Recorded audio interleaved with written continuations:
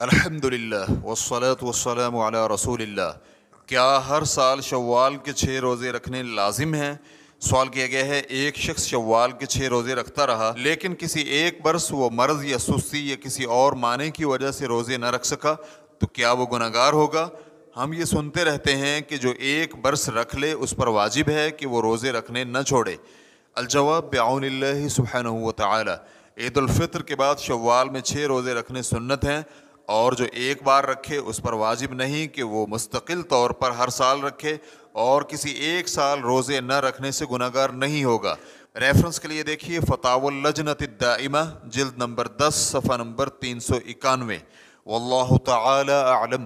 اسلام کیو اے recordings, مؤسسۃ الشیخ Muhammad Saleh المنجد، المملکۃ العربیہ السعودیہ، فتویٰ number 7865۔ والسلام علیکم ورحمۃ اللہ وبرکاتہ۔